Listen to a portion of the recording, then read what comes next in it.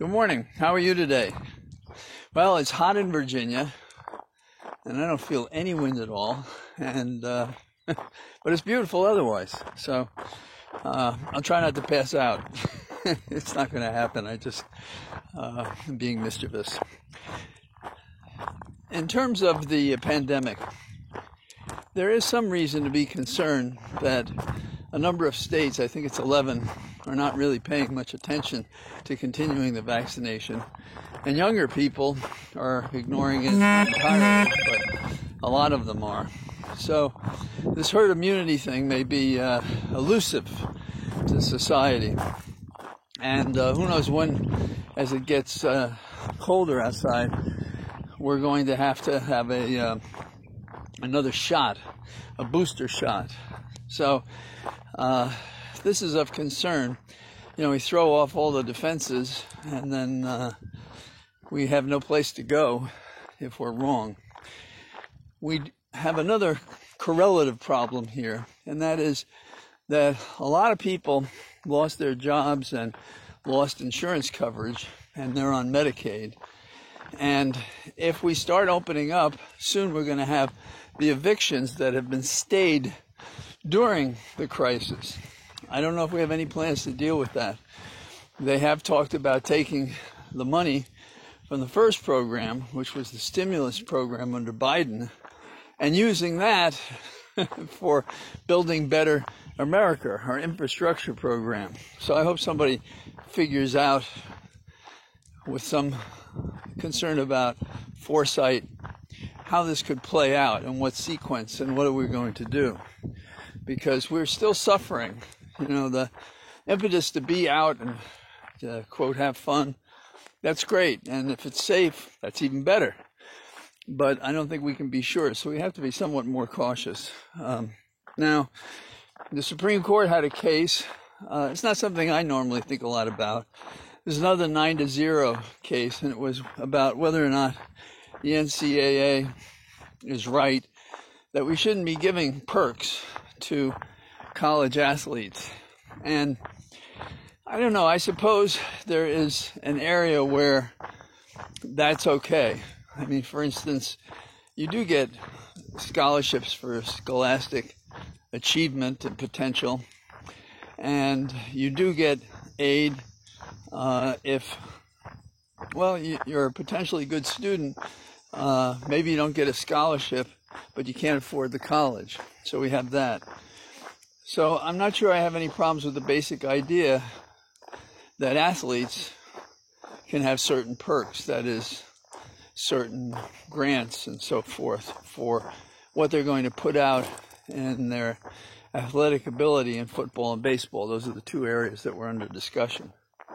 I draw the line, however, at the next one, which is that athletes should be paid directly for use of likeness and name and image and stuff like that. I think that's very different. That's not amateur anymore. But the case before the Supreme Court that went 9-0, it wasn't about that kind of likeness and image and so forth. That's up on the Hill. And I see a lot of athletes being put in a position of paying an agent money to promote them and getting, I don't know, a fair or unfair amount, but certainly not acting as an amateur. So I guess if there's a dividing line, it is between certain grants, scholarships that are similar to what we do in other areas of education without it being considered some sort of corruption of the athlete. Now, closer to my heart and more interesting, I think, and more important to having an accounting is the fact that Trump has been going to New York on various occasions, and he was up there in the last 10 days.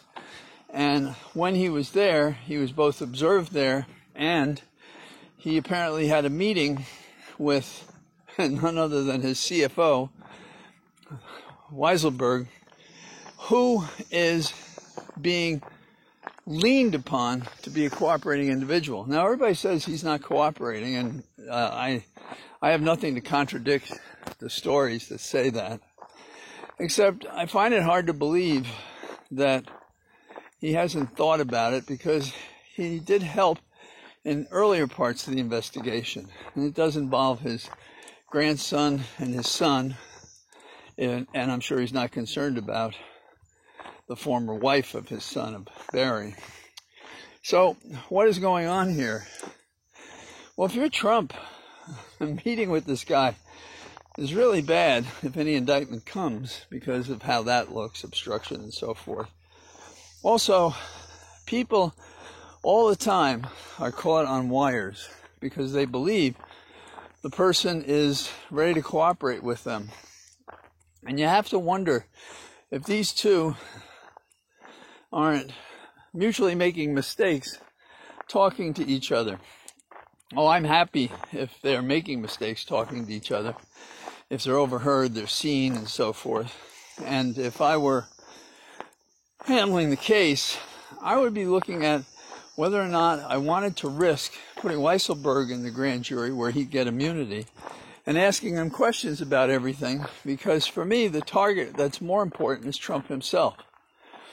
And in the bargain, I could still prosecute his son to pressure him to be truthful. So there are ways to push this case that I would think are obvious enough that they haven't escaped the Vance team. I would think it's the kind of stuff they would think about. So it'll be interesting in the days ahead to see how this story unfolds. It was only posted, I think, late last night or early this morning. So I think the heat has made me a calmer, more quiet person today. So I'm going to enjoy the warmth, and I'm going to talk to you again tomorrow. Have a good day. Bye-bye.